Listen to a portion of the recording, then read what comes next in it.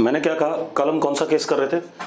हमारे पास magnetic field और इलेक्ट्रिक फील्ड दोनों यूनिफॉर्म हैं और पैरेलल टू ईच अदर हैं। ठीक है। Charge particle is projected with velocity u perpendicular to these fields. ठीक है। अब चार्ज पार्टिकल हमने u से प्रोजेक्ट करा perpendicular to electric field and magnetic field. कोई दिक्कत है इसमें? कोई इश्यू है तो बता दो भाई। ऐसा कुछ करा था हमने। तो मैंने क्या करा, मैग्नेटिक फील्ड और इलेक्ट्रिक फील्ड y एक्सिस में मान लिया, चार्ज पार्टिकल को x डायरेक्शन में प्रोजेक्ट कर दिया। अब आप एक चीज देखो, इस इलेक्ट्रिक फील्ड की वजह से एक y डायरेक्शन में फोर्स जरूर लगेगा which would be constant q into E. तो y डायरेक्शन में एक्सेलरेशन भी एक कांस्टेंट आएगा q इंटू ई अपॉन m। ठीक है, इतनी बात। तो y डायरेक्शन में तो वो कहानी हो गई। ठीक है, यानी कि y डायरेक्शन में वेलोसिटी आ रही है चार्ज पार्टिकल के पास। ठीक है। अब y डायरेक्शन में वेलोसिटी आ रही है, वो वेलोसिटी जो y डायरेक्शन में आ रही है उस पे मैग्नेटिक फील्ड कोई फोर्स नहीं लगाएगा। क्यों नहीं लगाएगा? क्योंकि y डायरेक्शन की जो वेलोसिटी आएगी वो मैग्नेटिक फील्ड के क्या है, पैरेलल है। एक बात बताओ, जो y डायरेक्शन में वेलोसिटी आएगी, कंपोनेंट आएगा, वो b के क्या हो जाएगा, पैरेलल हो जाएगा। तो y डायरेक्शन वाली वेलोसिटी की वजह से मैग्नेटिक फोर्स नहीं लगेगा, लेकिन इसकी वजह से मैग्नेटिक फोर्स जरूर लगेगा। और अगर हम फोर्स देखें तो वो क्या हो गया हमारा, जरा ध्यान से देखो, u इधर और b अंदर, तो फोर्स ऊपर की तरफ आ गया। तो एक मोशन हमारा क्या बनेगा, एक्स जेड प्लेन में बनेगा। एक सर्कुलर मोशन हमारा एक्स जेड प्लेन में आएगा कि नहीं आएगा? और वो सर्कल, जो circular motion X Z plane में आएगा, वो y डायरेक्शन में आगे की तरफ मूव करेगा विद यूनिफॉर्म एक्सेलरेशन। यस और नो? चलो अब मैं लिख देता हूं,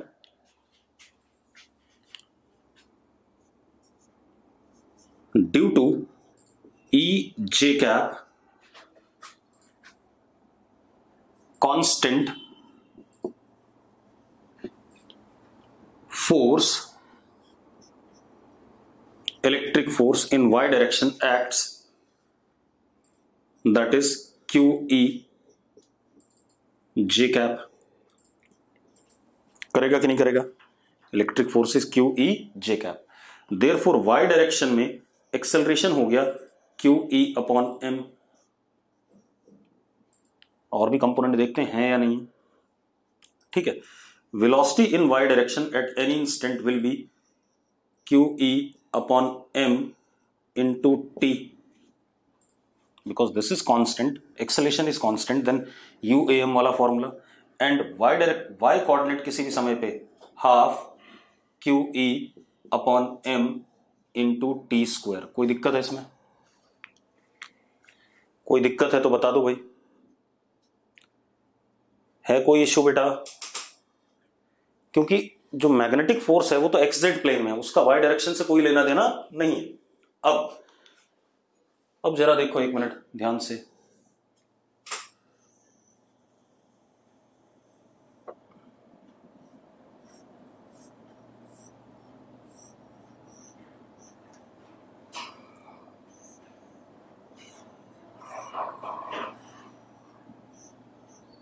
दिस इज एक्स,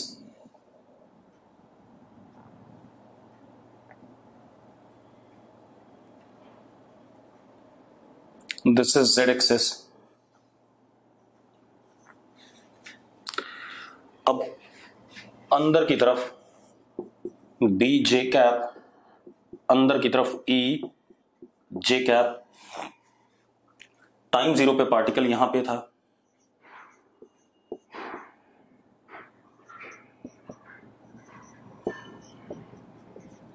हमने इसको u वेलोसिटी दी थी। अब जरा देखो, मैग्नेटिक फोर्स इस इंस्टेंट पे इधर की तरफ आएगा,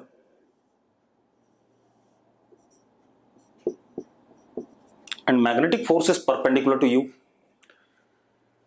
due to which this is centripetal force. तो ये क्या करेगा, इसे सर्कल में घुमाना चाहेगा ऐसे। अगर हम सिर्फ एक्स जेड प्लेन को देखें, y को भूल जाएं थोड़ी देर के लिए, हाँ, हालांकि अंदर की तरफ y डायरेक्शन में भी फोर्स है। कौन सा है? Electric force. अंदर की तरफ इस पे एक FE भी है। ठीक है। अब जरा देखो, इसकी वजह से particle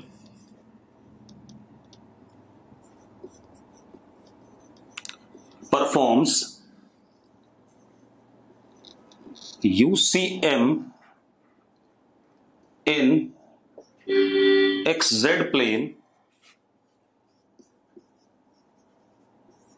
and circle is in uniformly accelerated motion along y axis, अंदर की तरफ जाता रहेगा यूनिफॉर्मली एक्सेलरेटेड मोशन। यस और नो, यस और नो, जल्दी बताओ। अब मजेदार बात देखो, इसका मतलब ये सर्कल पीरियोडिकली, क्योंकि यूनिफॉर्म सर्कुलर मोशन है तो सर्कल का तो टाइम पीरियड फिक्स है, यानी कि ये सर्कल पीरियोडिकली y एक्सिस को टच करेगा कि नहीं करेगा बार बार।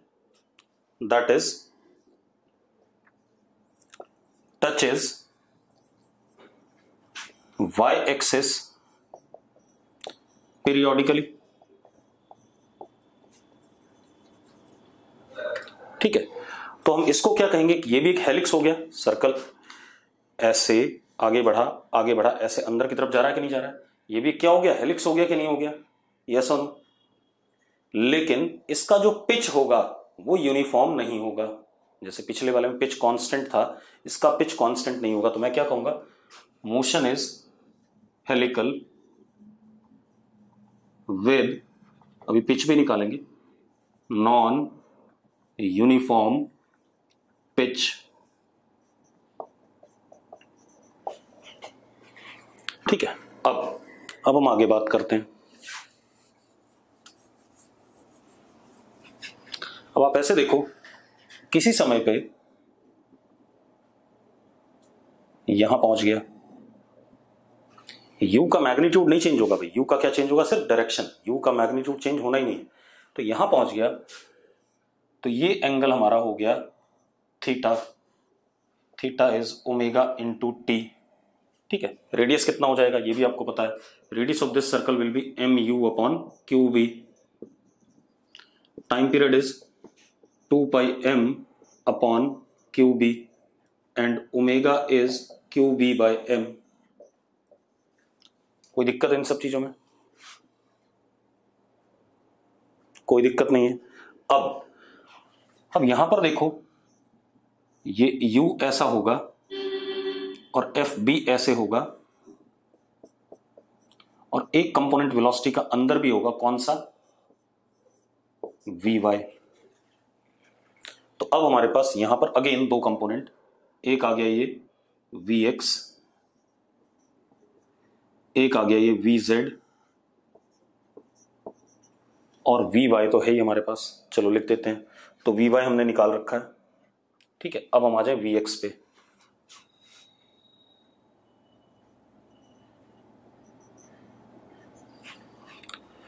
We X is u cos theta, यानी कि u cos ओमेगा टी।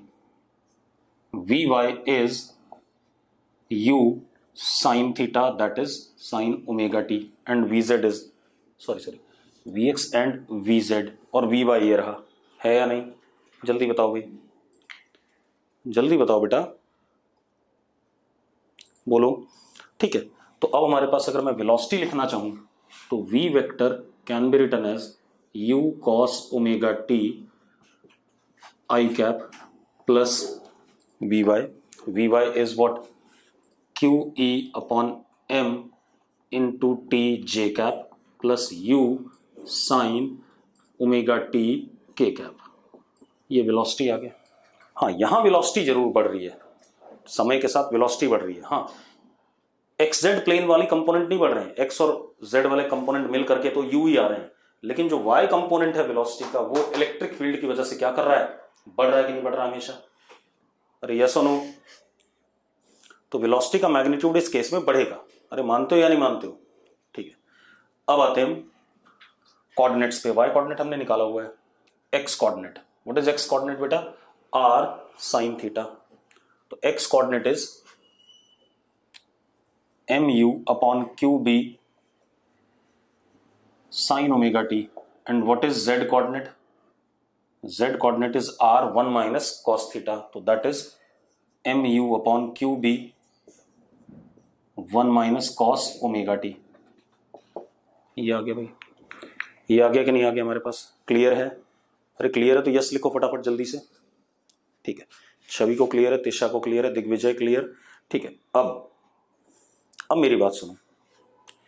इसके बाद अब हम बात करें पिच की। तो एक बात बताओ, वाई डायरेक्शन में यूनिफॉर्मली एक्सेलरेटेड मोशन है और वाई डायरेक्शन में इनिशियल वेलोसिटी क्या थी? 0 थी। तो अगर हम चेक करें कि सक्सेसिव टाइम में कितना डिस्टेंस वाई में चल रहा है, तो रेशियो ऑफ पिच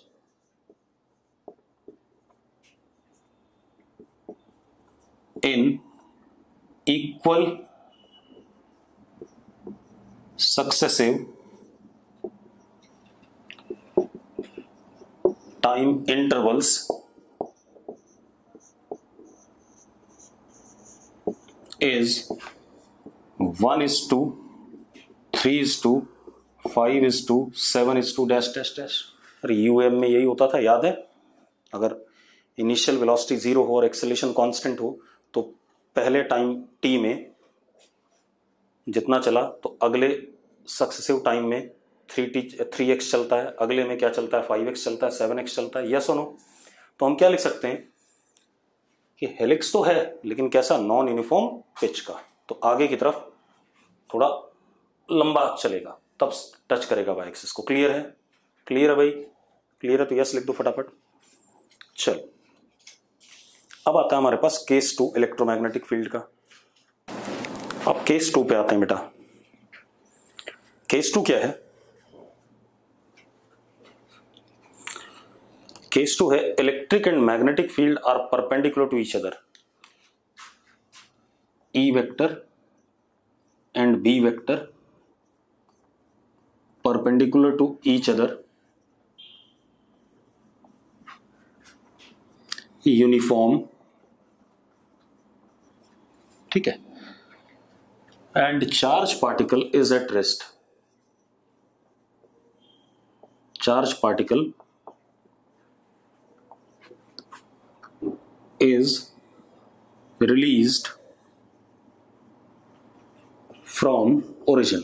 released मतलब velocity 0।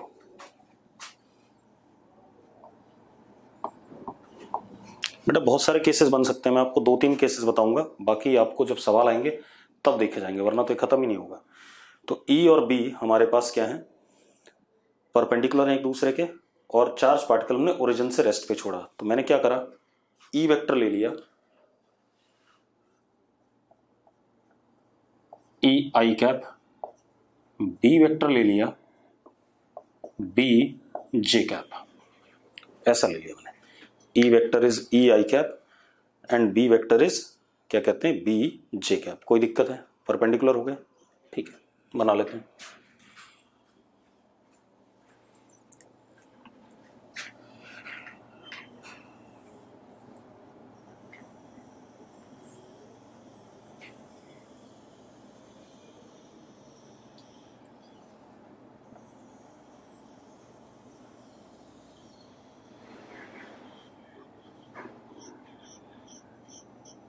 बिल्कुल ऐसा ही आप 11th क्लास में पढ़ चुके हो, आपको पता चल जाएगा भी। This is Z, this is x axis,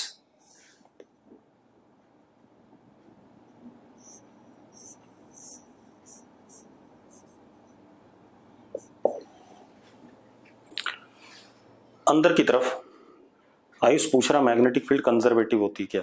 भाई अभी मैंने क्या कहा? मैंने मैग्नेटिक फील्ड तो तुझे पढ़ाया ही नहीं। मैंने तो क्या पढ़ाया? मैग्नेटिक फील्ड में मोशन ऑफ चार्ज पार्टिकल। तो ये अपने आप ना फालतू के सवाल, जो टॉपिक चल रहा है अभी सिर्फ उस पर ध्यान दो। जैसे किसी एक रामू जैसे बेवकूफ ने पूछा मैग्नेट कितने दिन का है? साला 1 महीना 1.5 महीना लगेगा अभी। ठीक है, तो ये फालतू सवाल ना मुझसे मत पूछा करो। क्लास में बैठो, क्लास में क्लास की तरह देखो, जो चल रहा है उस पर ध्यान दो। कंजर्वेटिव बताऊंगा जब बताना होगा, अभी कंजर्वेटिव का कोई लेना देना नहीं है। अभी तो चार्ज पार्टिकल का मोशन पढ़ ले औकात हो तो। अब कब तक चलेगा क्या नहीं चलेगा? ठीक है, अब जरा देखो, अब क्या कहानी हमारे पास, अब अपने पास क्या है, E इधर की तरफ है, यूनिफॉर्म मैग्नेटिक फील्ड अंदर की तरफ है, y एक्सिस अंदर की तरफ है, B J cap E I cap. अब चार्ज पार्टिकल हमारा प्लस Q, मास M, ओरिजिन पे चुपचाप से रखा है, इनिशियल वेलोसिटी इसकी 0। अब जरा ध्यान से देखना, अब मेरी बात सुनो, इनिशियली इसकी वेलोसिटी 0 है, तो इनिशियली मैग्नेटिक फोर्स नहीं लग सकता। क्यों? क्योंकि चार्ज पार्टिकल अगर आपका रेस्ट पे है तो मैग्नेटिक फोर्स चार्ज पार्टिकल पे नहीं लगेगा। यस और नो? ठीक है, तो टाइम 0 पे चार्ज पार्टिकल पे मैग्नेटिक फोर्स नहीं लगेगा, ये बात क्लियर है। लेकिन इलेक्ट्रिक फोर्स तो लग सकता है, किधर की तरफ, एक्स डायरेक्शन में, QE, और इलेक्ट्रिक फोर्स लगेगा तो एक्स डायरेक्शन में वेलोसिटी भी आएगी, एक्सेलरेशन भी आएगा। तो एक्स डायरेक्शन में जब वेलोसिटी आना शुरू होगी उसी मोमेंट पे मैग्नेटिक फोर्स लगना शुरू हो जाएगा कि नहीं हो जाएगा? यस और नो? जैसे ही एक्स डायरेक्शन में वेलोसिटी हम गेन करेंगे मैग्नेटिक फोर्स लगेगा कि नहीं लगेगा? ठीक है, अब एक बात बताओ, रुको एक मिनट। हाँ, इलेक्ट्रिक फोर्स तो एक्स डायरेक्शन में है, ध्यान सुनना, तो वेलोसिटी जो आएगी वो एक्स डायरेक्शन में आएगी, और मैग्नेटिक फील्ड वाई में है, मैग्नेटिक फील्ड वाई डायरेक्शन में है। ठीक है, इतनी बात। अब जरा देखो, तो अगर मैं क्या कहते हैं मैग्नेटिक फोर्स देखूं तो Vx ये रहा और B अंदर की तरफ है, तो मैग्नेटिक फोर्स ऐसा आएगा कि नहीं आएगा? जरा चेक करो, मैग्नेटिक फोर्स Z डायरेक्शन में आ रहा है, इनिशियली किस तरफ आया? Z डायरेक्शन में। ठीक है, अब एक और चीज बेटा, आप एक बात बताओ, जो मैग्नेटिक फोर्स होता है, मेरी बात सुनना, magnetic force is always perpendicular to magnetic field. ये पता है कि नहीं पता है बेटा? जल्दी बताओ। Magnetic force is always perpendicular to magnetic field, यानी कि मैग्नेटिक फोर्स का कोई भी कंपोनेंट वाई डायरेक्शन में नहीं आएगा कभी भी।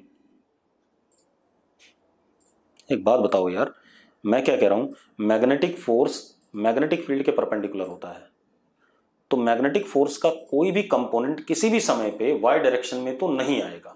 आएगा भाई?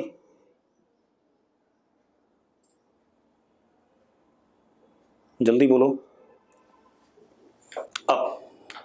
अब जरा देखो एक मिनट, मान लेते हैं अब अगर मैग्नेटिक फोर्स का कोई कंपोनेंट वाई डायरेक्शन में नहीं आएगा तो FB never in Y direction. ध्यान सुनना, FE जो हमें मिला है यहां पर, never in Y direction. FE तो हमें पता ही है एक्स में है। तो एक बात बताओ, यही दो फोर्स होने हैं, यही दो फोर्स होने हैं कि नहीं होने? पहले बता दो मुझे, अरे यही दो फोर्स हैं या नहीं? अब यही दो फोर्स हैं और कोई भी फोर्स वाई डायरेक्शन में नहीं है, यानी कि वाई डायरेक्शन में मोशन पॉसिबल ही नहीं है। वाई डायरेक्शन में कोई मोशन नहीं होगा। क्यों? क्योंकि ना वाई डायरेक्शन में कोई वेलोसिटी है, कुछ नहीं है, ना एक्सेलरेशन है क्योंकि फोर्स ही नहीं आया, तो वाई डायरेक्शन में कोई मोशन पॉसिबल नहीं है। मतलब motion of this charge particle will be restricted in XZ plane only. Motion of this charge particle will be restricted in XZ plane only. Yes और नो? ठीक है, तो हम क्या कह सकते हैं,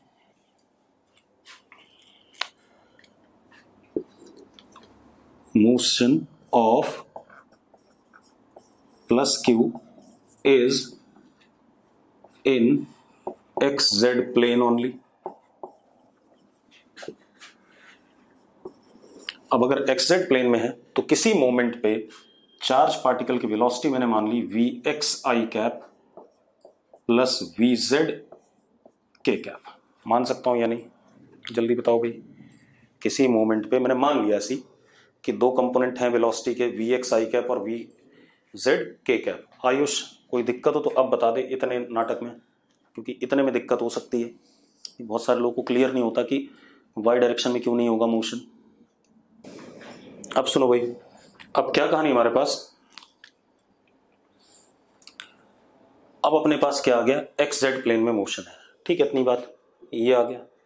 अब लोरेंट्ज फोर्स जो होगा total, that would be F E plus F B, दोनों फील्ड्स फोर्स लगाएंगी, तो किसी भी समय पे F will be equal to F E is what, Q E I cap, कोई दिक्कत नहीं, F B Q V cross B J cap, कोई दिक्कत है इसमें तो बता दो मुझे, कोई इशू हो तो बता दो भाई, अभी नहीं है, ठीक है। अब जरा देखो एक minute,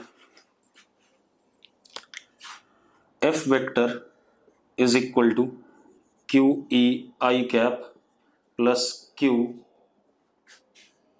we X I cap plus V Z K cap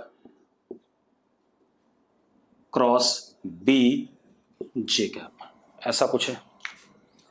चलो अब देखो जरा, F vector is equal to Q E I cap plus Q V X B, I cross J क्या होता है, के कैप,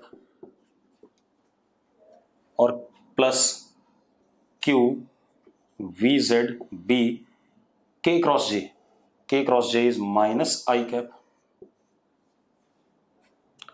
तो जरा देखो, F is equal to Q E minus V Z into B I cap plus Q V X into B K cap. देखो जरा, ये आ गया एक्स कंपोनेंट ऑफ फोर्स और ये आ गया जेड कंपोनेंट ऑफ फोर्स, आगे कि नहीं आ गया, हाँ या ना, अरे एक्स कंपोनेंट और जेड कंपोनेंट आ गए फोर्स के कि नहीं आ गए, मैंने यही कहा था कि दो ही कंपोनेंट रहेंगे और आ गए अपने आप, ठीक है। अब जरा देखो एक मिनट, मिटा दूं इसे, ऊपर लिख देता हूं,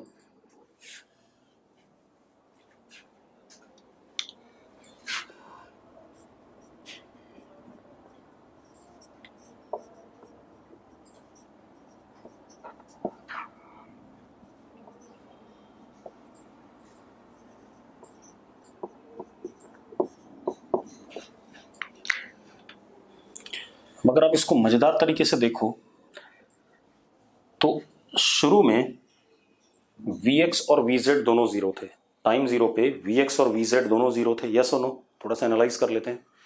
टाइम जीरो पे Vx और Vz दोनों जीरो थे, अगर Vz भी जीरो Vx भी जीरो है तो फोर्स सिर्फ क्यू ई आई कैप है, कितना है, क्यू ई आई कैप। लेकिन जैसे जैसे चार्ज पार्टिकल में वेलोसिटी आई, उसका x कंपोनेंट भी बढ़ता है, z कंपोनेंट भी बढ़ता है। अब एक चीज देखो, जब x कंपोनेंट बढ़ता है तो इसका मतलब z डायरेक्शन में मैग्नेटिक फोर्स बढ़ेगा कि नहीं बढ़ेगा, जल्दी बताओ, z डायरेक्शन में मैग्नेटिक फोर्स बढ़ेगा कि नहीं बढ़ेगा, और हमेशा के लिए बढ़ेगा, क्योंकि जैसे जैसे Vx बढ़ता रहेगा, Vx बढ़ता गया बढ़ता गया बढ़ता गया तो z डायरेक्शन में फोर्स बढ़ता रहेगा, ठीक है। अब आ जाओ x कंपोनेंट पे, जैसे जैसे Vz बढ़ेगा, शुरू में Vz बढ़ेगा तो x कंपोनेंट ऑफ फोर्स घटेगा, क्योंकि टाइम जीरो पे तो क्यू ई था, Vz बढ़ेगा तो x कंपोनेंट ऑफ फोर्स घटेगा, घट के कभी ना कभी क्या होगा, जीरो होगा, मतलब x डायरेक्शन में फोर्स कभी ना कभी क्या हो जाएगा, जीरो हो जाएगा, यस और नो, ठीक है। उसके बाद जब फर्दर Vz बढ़ेगा तो नेगेटिव हो जाएगा, यानी कि x डायरेक्शन में पहले पार्टिकल आगे जाएगा फिर पीछे भी आने की कोशिश करेगा, लेकिन z डायरेक्शन में हमेशा आगे ही जाएगा ऊपर की तरफ, यस और नो। तो अब इसको थोड़ा सा एनालाइज करते हैं, ax is q upon m e minus V Z B, that is d vx by dt, ये लिख सकता हूं कि नहीं, पहले बता दो मुझे, लिख सकता हूं कि नहीं, जल्दी बताओ, बोलो बेटा, ठीक है। दूसरा, A Z is Q B by M into V X, that is D V Z upon D T, कोई दिक्कत है इसमें, कोई दिक्कत है तो बता दो भाई, है कोई इशू, है कोई इश्यू तो बता दो यार। अब आपको इन दोनों डिफरेंशियल इक्वेशन को सॉल्व करना है, आपको Vx निकालना है, Vz निकालना है, ठीक है, आपको Vx और Vz निकालना है, ठीक है, इतनी बात। इन दोनों को सॉल्व करके किसी भी तरीके से। अब भाई force upon mass is acceleration in x direction, force upon mass is acceleration in z direction. Acceleration in x direction is dvx upon dt, acceleration is z direction is dvz upon dt। Rahul, बात clear है? अब मुझे इन दोनों equation को solve करना है। अब रामू बताएगा भाई सॉल्व कैसे करें। बता रामू कैसे सॉल्व करें इन दोनों को। चलो देखते हैं, कोई सॉल्व कर सकता है आप में से, जो भी जितने लोग भी बैठे हो। अरे डिफरेंशियल इक्वेशन पढ़नी नहीं होती है, आपको क्या करना है, एलिमिनेट करना है बस। अबे dy बाई डी, कितनी डिफरेंशियल इक्वेशन 11th क्लास में सॉल्व कर ली तूने। ds upon D T is equal to U plus A T, ये सॉल्व करी थी कि नहीं करी थी इंटीग्रेट करके। तो s निकाला था कि नहीं निकाला था as a function of t, यही तो करना और क्या करना है। तो आपको vx और vz टाइम का फंक्शन निकालना है बस। कैसे सॉल्व करें भाई, आपको मैं डिफरेंशियल नहीं बोलता हूं, मैं बोलता हूं vx और vz निकाल दो as a function of time. भाई मोशन पढ़ने का मतलब ये है ना, वेलोसिटी निकालेंगे, एक्सेलरेशन निकालेंगे, X coordinate, Y coordinate, Z coordinate, ये सब निकालेंगे। जल्दी बताओ भाई। एक चीज तो मैं लिख ही सकता हूं, y हमेशा जीरो रहेगा पार्टिकल का, vy भी हमेशा जीरो रहेगा, ay भी हमेशा जीरो रहेगा, क्योंकि y डायरेक्शन में कोई मोशन था ही नहीं। हाँ, अब x और z के बारे में बात करें। जल्दी बोलो भाई, मुझे as a function of time चाहिए सब कुछ। कोई कर सकता है, जल्दी बताओ। अगर कर सकते हो तो यस लिख दो, नहीं कर सकते हो तो नो लिख दो। जो कर सकता हो बता दो भाई कैसे सॉल्व होगा। भाई ये मैथ्स नहीं है, आपको सिर्फ करनी नहीं आती है। हार्दिक, टी के रिस्पेक्ट में ए जेड को डिफरेंशिएट कर दो, नहीं होगा, नहीं होगा हार्दिक, ऐसे नहीं होगा। और कोई? देखो पहले तो आपको बता दूं कि इन इक्वेशंस को हम कहते हैं कपल्ड इक्वेशंस। क्या कहते हैं बता रहा हूं, आदित्य नहीं होगा उससे भी, मैं बता रहा हूं। These equations are called as coupled equations. देखो, rate of change of Vx with respect to time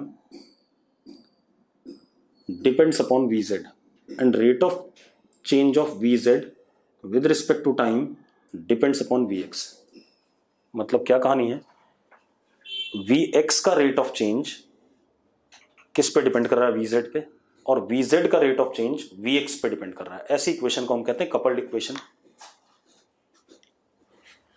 तो इनको हमने कपल्ड इक्वेशन का सॉल्व करने के बहुत सारे तरीके हो सकते हैं, मैं एक तरीका बता देता हूं। कपल्ड इक्वेशन में क्या होता है कि जैसे पैरामीट्रिक कोई इक्वेशन है, पैरामीट्रिक इक्वेशन है, ये तो पढ़ा है ना, पैरामीट्रिक फॉर्म पढ़ा है, पैरामीट्रिक फॉर्म पढ़ा है। तो dy by D T is a function of what, x, and dx by D T is function of y। dy by D T function of x हो गया और dx by D T function of y हो गया। ऐसी equation को coupled equation कहते हैं। तो अब इसको सॉल्व करने का तरीका क्या है, मैं ऊपर वाले एक्सप्रेशन को डिफरेंशिएट कर रहा हूं टाइम के रिस्पेक्ट में। एक बार और इसको कर देता हूं, D square V X upon D T square is equal to Q E upon M, constant खत्म हो जाएगा, minus Q B upon M D V Z upon D T. ऐसा बनेगा कि नहीं बनेगा, जल्दी बता दो मुझे। ऐसा बनेगा कि नहीं, बनेगा कि नहीं बेटा, जल्दी बताओ। बन गया।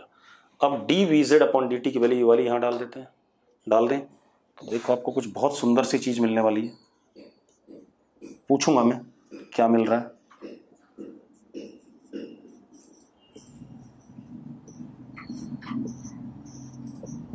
ये मिला,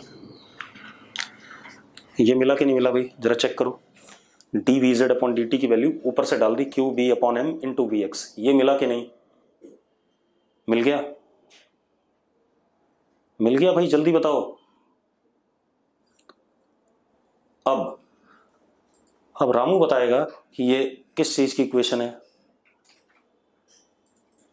रामू क्या चीज रिप्रेजेंट कर रहा है? रामू ये SHM की इक्वेशन है, मतलब Vx x component of velocity is executing SHM, x component of velocity is executing SHM। यही दिख रहा है कि नहीं दिख रहा है भाई? जल्दी बताओ मुझे। ठीक है, तो अब मैं क्या लिख सकता हूं, देखो एक मिनट, थोड़ा सा ना जगह कम पड़ रही है, थोड़ा बड़ा सा टॉपिक है, इसको बाद में बना लेंगे डायग्राम को।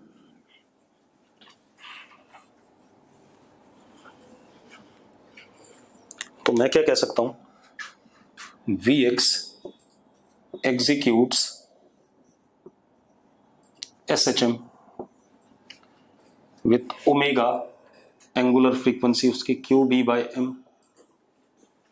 हाँ या ना, जल्दी बताओ। और यही होता है ओमेगा स्क्वायर। ठीक है, अब मैंने Vx को लिखा SHM का, Vx is A sine omega T plus phi. मैंने ऐसे लिख दिया बेटा, मुझे सिर्फ इसमें ओमेगा पता है, ए और फाई मुझे अननोन है, मतलब amplitude of velocity and initial phase of velocity मुझे अननोन है। अननोन है या नहीं पहले बता दो मुझे, जल्दी बताओ बेटा। तो मुझे ए और फाई दोनों चाहिए, क्लियर है? ठीक है कोई दिक्कत नहीं, मैं एक बार इसे डिफरेंशिएट भी कर देता हूं। तो A X is A omega cos omega T plus phi, क्योंकि मुझे ए और फाई निकालने हैं तो उसके लिए मैं मेहनत कर रहा हूं। मुझे एक बात पता है, टाइम जीरो पे, ठीक है इतनी बात, टाइम जीरो पे आपका Vx जीरो है या नहीं, जल्दी बताओ। टाइम जीरो पे Vx जीरो है या नहीं, जल्दी बोलो बेटा। ठीक है, तो at t is equal to zero Vx is equal to zero. तो Vx को जब मैंने जीरो रखा तो हमारे पास आया sine phi is equal to zero, यानी कि फाई या तो जीरो है और पाई है। यही दो वैल्यूज लेते थे कि नहीं लेते थे, याद करो, याद करो भाई। ठीक है, अब आ जाओ, अब हम आ जाए टाइम जीरो पे Ax कितना है। Ax इज, ये तो जीरो है, VZ भी, QE/m। टाइम जीरो पे Ax कितना है, QE/m। चलो टाइम को जीरो डाल देते हैं, तो Ax की वैल्यू कितनी हो गई, QE/m is equal to A omega, omega is QB/m cos phi. ये कहानी आ गई कि नहीं आ गई, यस और नो, यस और नो, जल्दी बताओ।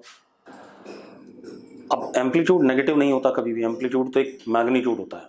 अगर मैं फाई की वैल्यू जीरो डालूं, ठीक है इतनी बात, तो एम्पलीट्यूड आ जाएगा कि नहीं आ जाएगा मेरे पास। और देखो एक्सेलरेशन पॉजिटिव है बेटा, आप खुद देखो QE/m किस डायरेक्शन में आया था, पॉजिटिव एक्स में आया था कि नहीं आया था। तो फाई की वैल्यू क्या होनी चाहिए, जीरो होनी चाहिए। दैट इज अपने आप कंफर्म हो गया, फाई इज जीरो।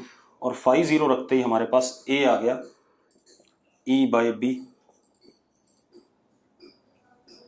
आ गया कि नहीं आ गया, ए कितना आ गया, E/b आ गया कि नहीं आ गया, जल्दी बताओ।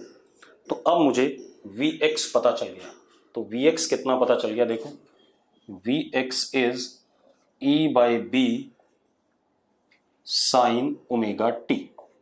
ये आ गया कि नहीं आ गया, ओमेगा हमें पता है और Vx पता चल गया, पता चल गया भाई। देखो जरा कितना बढ़िया क्वेश्चन था, यस और नो। अब Vx के पता चलने के बाद अब जरा देखो Vx आ गया तो बड़ा आसान है, अब हम Vz आराम से निकाल सकते हैं। Vx की वैल्यू यहां डाल दें, चलो देखो dVz/dt is equal to QB/m। Vx की वैल्यू उठा दी, E/b sine omega T, B से B कट गया बेटा, तो dVz is equal to QE/m sine omega T dt। Integration, time zero पे Vz भी जीरो था, टाइम t पे कितना Vz, ऐसी मान लिया हमने, ठीक है इतनी बात। अब जरा देखो बेटा, Vz comes out to be QE upon M into omega. Omega is QB by M, तो M से M कट गया, E by B आ गया. अभी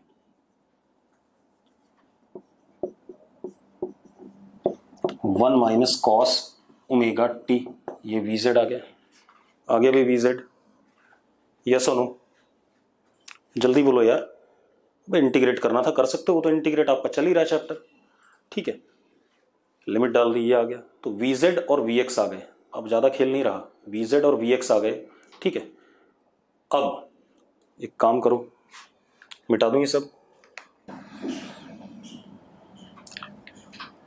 चलो Ax भी लिख ही लो. Ax will be E by B omega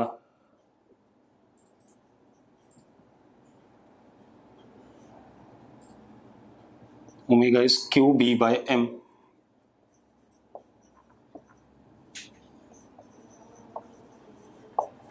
ये आ गया हमारा Ax. Az पहले तो खत्म हो गया, E by B और साइन माइनस माइनस प्लस हो जाएगा.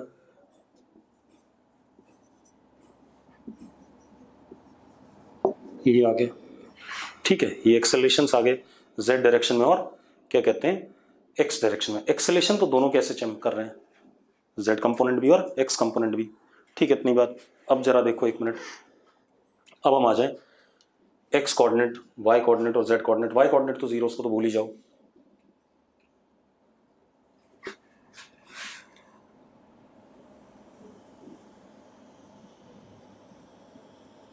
एक तरीका तो ये था x कोऑर्डिनेट निकालने का, इसको dx बाई dt करता और इंटीग्रेट कर देता. टाइम जीरो पे x जीरो था, टाइम t पे x मान लेते. दूसरा तरीका z कोऑर्डिनेट के लिए क्या था, dz बाई dt करता, टाइम जीरो पे z जीरो, टाइम t पे z. आ जाता कि नहीं? यस बोलो अगर आ जाता तो. ठीक है, दूसरा तरीका बताता हूं, क्योंकि वो तो मैथ्स वाला तरीका हो गया. हम फिजिक्स जानते हैं तो फिजिक्स वाला तरीका देखते हैं.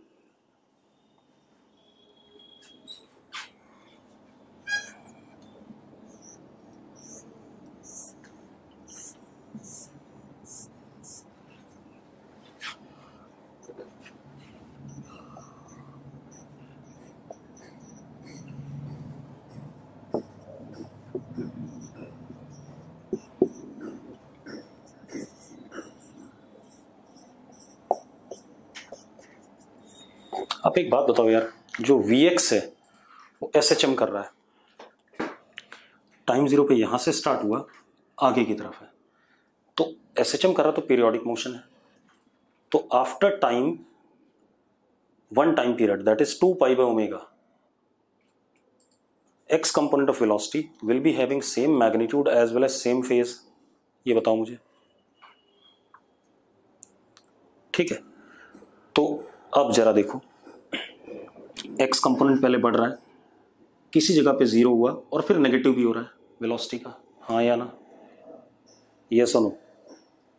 पाई बाय ओमेगा पे जीरो हो रहा है, 2 पाई बाय ओमेगा और फिर पाई बाय ओमेगा के बाद नेगेटिव हो रहा है, फिर 2 पाई बाय ओमेगा पर इनिशियल अपनी स्टेट को अचीव कर रहा है. ठीक. z कंपोनेंट की अगर हम बात करें तो z कंपोनेंट अगर आप देखो तो z कंपोनेंट कभी भी नेगेटिव नहीं होगा, हमेशा पॉजिटिव रहेगा. z component of velocity will never be negative, it will be always positive. हाँ या ना? ठीक है, तो अब आप एक चीज देखो. चलो कर ही देता हूं मैं, एक बार इंटीग्रेट करके बता देता हूं, तब आपको शायद ज्यादा क्लियर हो जाए. Vx को लिख देता हूं मैं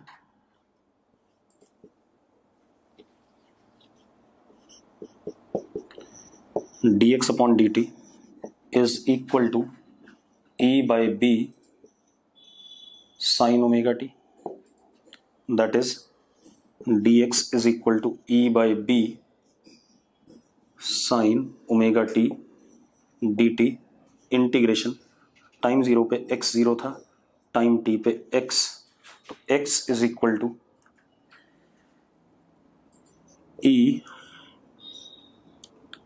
क्यू बी स्क्वायर m, क्योंकि नीचे ओमेगा आएगा, ओमेगा की value Q B by M होती है, 1 माइनस कॉस ओमेगा टी. कोई दिक्कत है इसमें? एक्स कोऑर्डिनेट ये आ रहा है या नहीं, जल्दी बताओ मुझे, जल्दी बेटा। ठीक है, इसी तरीके से अगर मैं वाई कोऑर्डिनेट निकालना जाऊं, sorry Z coordinate, Z coordinate निकालना चाहें तो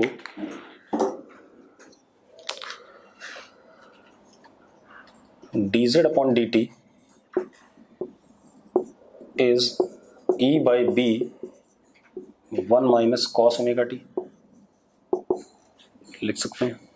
तो क्या हो गया, dz is equal to e by B dt minus e by B cos omega T dt integration, time zero पे z क्या था, जीरो था, टाइम t पे कितना, z, तो z comes out to B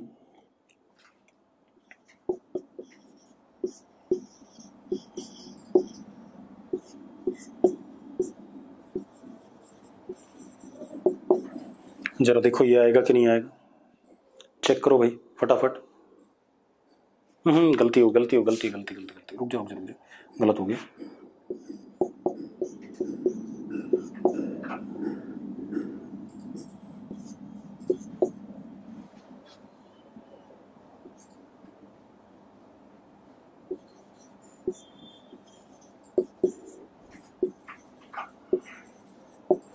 ये आएगा, ये सुनो, चेक करो भाई,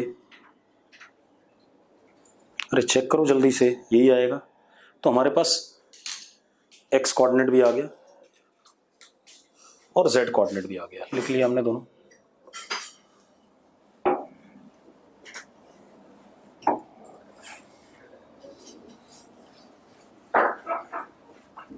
अब जरा देखो,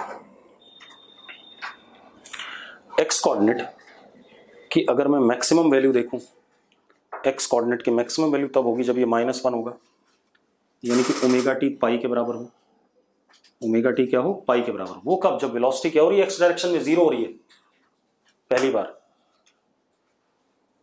तो और जेड डायरेक्शन में उस वक्त ये 0 हो जाएगा और ये कितना, टी कितना, पाई बाय ओमेगा, तो क्या हो जाएगा, पाई बाय ओमेगा, मतलब ये कुछ कुल मिलाकर के कुछ ऐसा मोशन।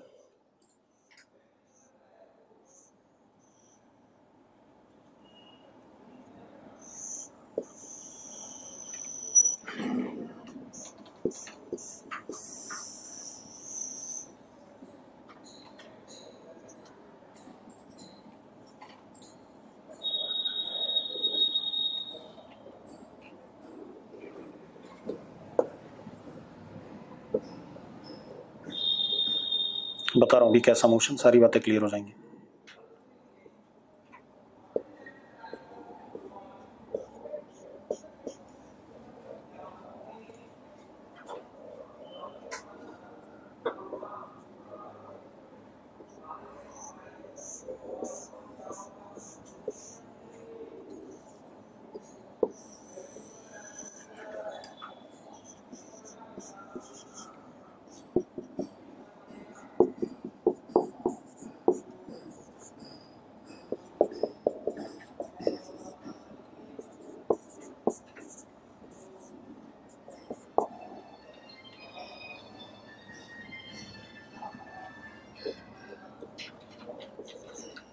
ऐसा कुछ भाई, साइक्लॉइड कैसा मोशन है, साइक्लॉइड है, आपने रोटेशनल मोशन में पढ़ा हुआ है। दिस इज एग्जैक्टली साइक्लॉइड, और यहां पर एक्स कोऑर्डिनेट कितना है, मैक्सिमम कितना, 2em अपॉन QB², और इस टाइम पे z कोऑर्डिनेट कितना है, अगर 2 पाई बाय ओमेगा डालूं तो ये 0 हो जाएगा, ठीक है, ये 2 पाई बाय ओमेगा, तो यहां पर आ गया z कोऑर्डिनेट 2 पाई e upon omega QB² m, यहां पर क्या हो जाएगा, 4 टाइम्स हो जाएगा। जरा चेक करो भाई ये सारी बात क्लियर हो रही है कि नहीं हो रही है, अब ग्राफ बना के देख लो, यही बनेंगे। सेम हमने 11th क्लास में साइक्लॉइड के लिए बनाया था, याद करो। अरे यस और नो, जल्दी बोलो यार। अब आप टाइम की वैल्यू डालते जाओ, आपको एक्स कोऑर्डिनेट पता है, जेड कोऑर्डिनेट पता है, एक्स कंपोनेंट ऑफ वेलोसिटी पता है, जेड कंपोनेंट ऑफ वेलोसिटी पता है, ए एक्स पता है, ए जेड पता है। Motion of charge particle in electric and magnetic field is being studied. ठीक है, हमने पढ़ लिया भाई। अब आगे बात करते हैं। और मोशन पीरियोडिक है भाई, ये भी ध्यान रखना, मोशन इज हाउ, कैसा, पीरियोडिक। ठीक है, इतनी बात। अब हम मोशन के बारे में बात नहीं करेंगे, अब हम थोड़ा सा एप्लीकेशन पे आएंगे, क्योंकि जितना हमने पढ़ना था इलेक्ट्रिक फील्ड मैग्नेटिक फील्ड में या सिर्फ मैग्नेटिक फील्ड में हमने पढ़ लिया, और जो बाकी सब कुछ आएगा वो क्वेश्चंस आएंगे अपने पास। ठीक है, अब एक और चीज देखते हैं, मिटा दूं ये। अब देखो बेटा, अब अपने पास क्या है, अगर charge particle plus Q is projected with velocity v in electric field and magnetic field, then Lorentz force on it is QE plus Q V cross B। मानते हो या नहीं मानते हो? हाँ या ना? बहुत सारे लोगों को बड़ी कंफ्यूजन होती है अभी जो बताने जा रहा हूँ उसमें, ये होगा या नहीं होगा पहले बताओ। अरे इसमें कोई दिक्कत है? अरे क्या समस्या, कोई प्रॉब्लम नहीं है। अब for Lorentz force to be zero, for Lorentz force to be zero क्या होना चाहिए? अगर लोरेंट्स फोर्स जीरो होता है मतलब चार्ज पार्टिकल, इसका मतलब होता है चार्ज, अगर फोर्स जीरो है तो जिस वेलोसिटी से टोटल नेट फोर्स जीरो है, तो न्यूटन्स फर्स्ट लॉ, जिस वेलोसिटी से पार्टिकल जा रहा है वैसे ही जाएगा। चार्ज पार्टिकल गोज undeflected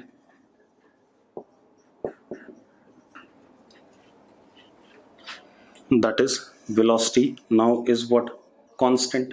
ये मतलब आया इसका। इसमें कोई दिक्कत है तो बता दो भाई, ज्यादातर सवाल मेडिकल में तो इसी टॉपिक पे आते हैं। इसमें कोई दिक्कत है? नहीं है। अब मेरी बात सुनो, यानी कि E vector plus V cross B vector का वेक्टर सम क्या, जीरो। यस और नो? कोई दिक्कत हो तो बता दो भाई, अभी भी बोलो जल्दी से। तो E vector is equal to minus of V cross B।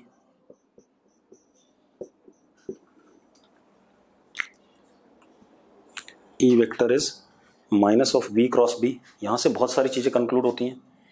E perpendicular to V, E perpendicular to B, ठीक है, E perpendicular to plane of V and B, last E vector anti parallel to V cross B। इतनी चीजें clear होती हैं कि नहीं होती हैं? जल्दी बोलो भाई। दूसरी चीज, E का मैग्नीट्यूड VB साइन थीटा होना चाहिए, तभी जीरो हो पाएगा। ये चीजें तो होंगी, 1 2 3 4 5, ये पांचों चीजें वैलिड होंगी तभी हो पाएगा। यस और नो? ठीक है, क्लियर है? तो E का मैग्नीट्यूड कितना होगा? VB साइन थीटा होगा। ठीक है, थीटा 90 हो सकता है, कुछ भी हो सकता है, उससे मुझे मतलब नहीं है। ठीक है, इतनी बात क्लियर है सबको? अरे यस और नो? तो आज यहीं रोकेंगे, अगली क्लास में बात करेंगे बाकी चीज़ों के बारे में। ठीक, चलो।